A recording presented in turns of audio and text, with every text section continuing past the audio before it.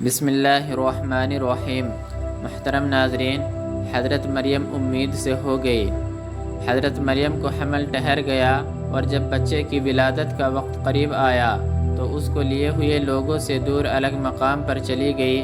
پھر درد ذہ کی وجہ سے کھجور کے درخت کی طرف آئی اور کہا، اے کاش میں اس سے پہلے ہی مر گئی ہوتی اور مجھے ایسا بھلا دیا جاتا کہ کسی کو کچھ یاد ہی نہ رہتا۔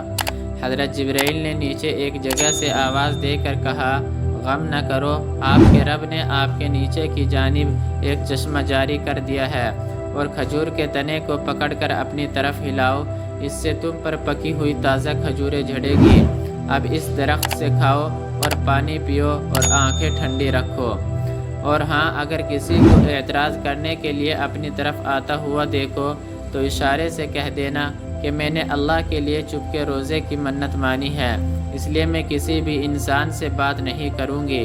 محترم ناظرین، چپ کا روزہ رکھنا ہمارے نبی صلی اللہ علیہ وسلم کی شریعت میں منسوخ قرار دیا گیا ہے۔ محترم ناظرین، پھر مریم اپنے بیٹے عیسیٰ کو گود میں لیے ہوئے اپنی قوم کے پاس آئی۔ قوم کے لوگوں نے کہا، اے مریم، تم نے بہت بڑی غلط حرکت کی۔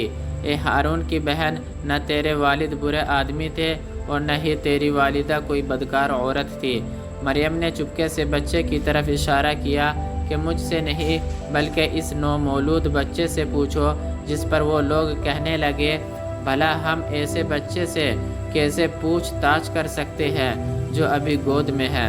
محترم ناظرین، وہ بچہ خود ہی بول اٹھا کہ میں اللہ کا خاص بندہ ہوں، اس نے مجھ کو کتاب انجیل دی ہے اور اس نے مجھ کو نبی بنایا ہے، اور میں جہاں کہیں بھی ہوں اس نے مجھے بابرکت انسان بنا دیا ہے، یعنی مخلوق خدا کو مجھ سے دین کا نفع پہنچے گا، اور جب تک میں اس دنیا میں زندہ رہوں اس نے مجھے نماز اور زکوٰۃ کا حکم دیا ہے اور مجھ کو میری والدہ کا خدمت گزار بنایا ہے، مجھے سرکش اور بدبخت نہیں بنایا، اور مجھ پر اللہ تعالیٰ کی طرف سے سلامتی ہے۔ جس دن میں پیدا ہوا، جس دن مجھے موت آئے گی اور جس روز میں قیامت کے دن زندہ ہونے کی حالت میں دوبارہ اٹھایا جاؤں گا، یہی ہے عیسیٰ بن مریم جس میں لوگ جھگڑا کر رہے ہیں۔ میں اس سے متعلق بالکل سچی بات کہہ رہا ہوں۔ اللہ تعالیٰ کی شان کے قطعاً یہ مناسب نہیں کہ وہ کسی کو اپنی اولاد بنائے، بلکہ وہ اس سے بالکل ہر طرح سے پاک ہے۔ وہ جب کوئی کام کا ارادہ فرماتا ہے تو بس حکم دیتا ہے کہ ہو جا، تو وہ کام اسی وقت ہو جاتا ہے۔